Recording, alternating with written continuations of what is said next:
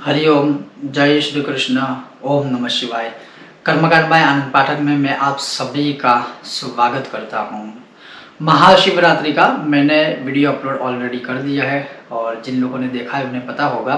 तो आज मैं इस भाग में आपको बताऊंगा कि महाशिवरात्रि को कैसे या कौन सी मंत्र साधना या स्तोत्र साधना या शिव पूजा किस समय या कैसे करनी चाहिए।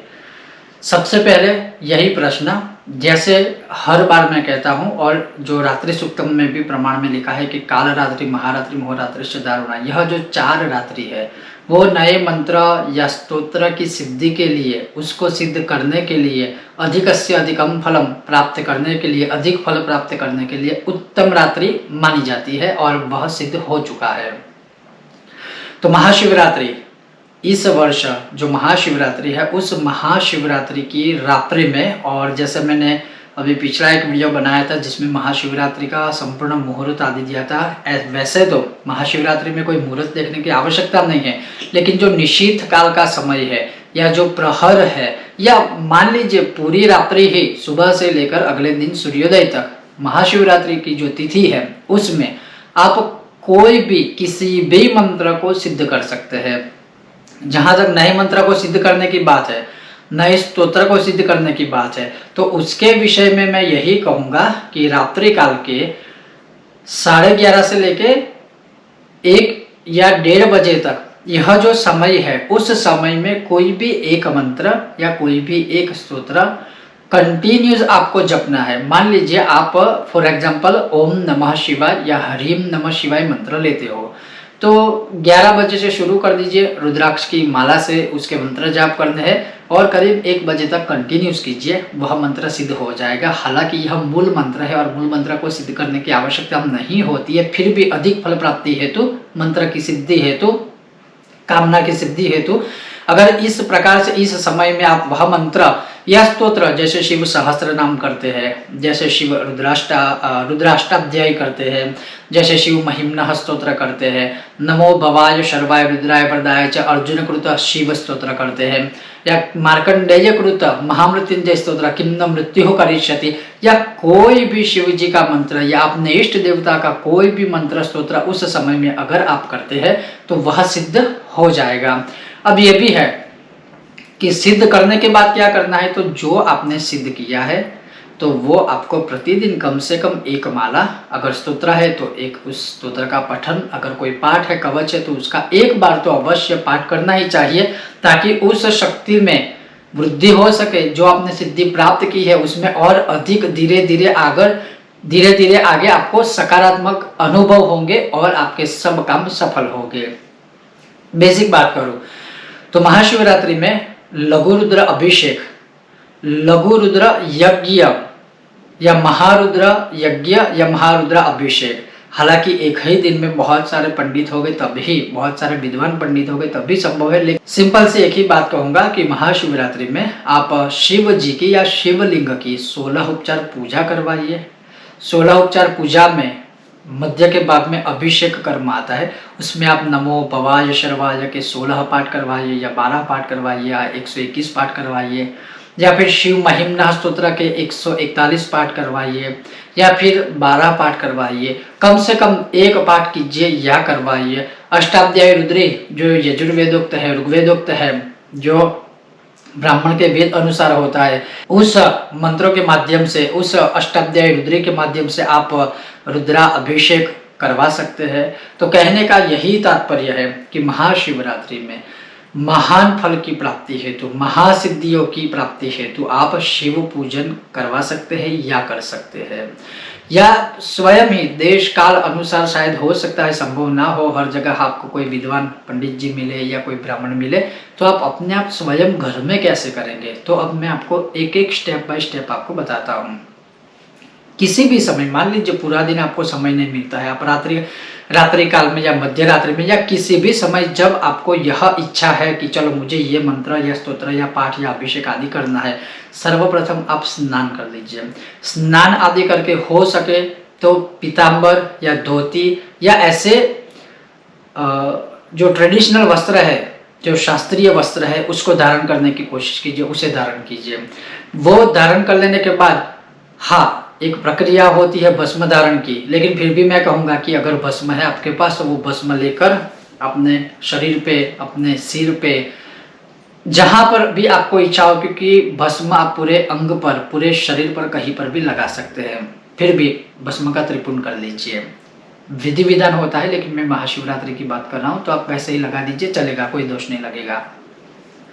तिलक आदि की कर दीजिए। उसके पश्चात आपके मंदिर के सामने या आपके मंदिर में अगर शिव जी की मूर्ति है या शिवलिंग है तो उनके सामने गाय के घी का एक दीपक प्रज्वलित कर लीजिए, धूप बत्ती प्रज्वलित कर लीजिए और भगवान शिव जी को कोई ना कोई अच्छा सा भोग लगाइएगा। जो भी अच्छा भोग हो वो भोग लगाइएगा।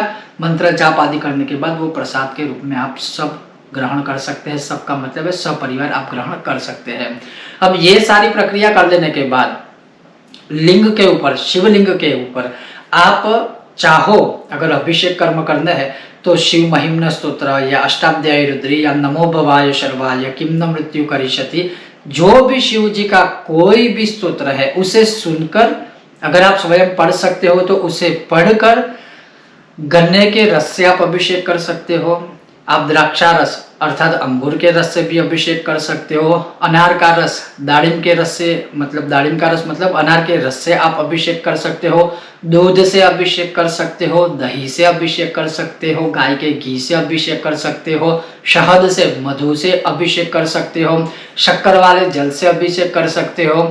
ऐसे द्रव्य बहुत सारे हैं, जैसी कामना होती है उस हिसाब से। लेकिन इन सभी द्रव्यों में भी शिव जी ने क्या कहा है कि गंगा जल मुझे सर्वाधिक प्रिय है। तो अगर गंगा जल आपको मिलता है तो गंगा जल से शिव जी के ऊपर अभिषेक कीजिए।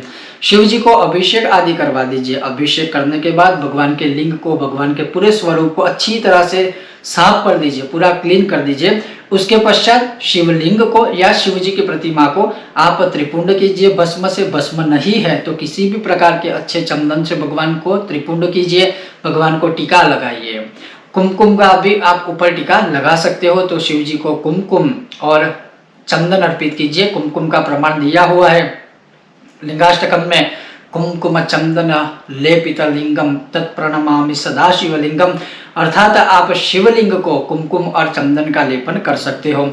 कुमकुम चंदन का लेपन आदि करने के बाद जैसे आपने पहले से ही दीप प्रज्वलित किया है, धूप बत्ती की है, भगवान को भोग लगाया हुआ है, और उसके पश्चात ये सारी प्रक्रिया कर लेने के बाद शांति से बैठकर आप ओम नमः शिवाय, अगर इस मंत्र का जाप करना चाहते हो रुद्राक्ष की माला से, इस मंत्र का यथाशक्ति जाप कीजिए।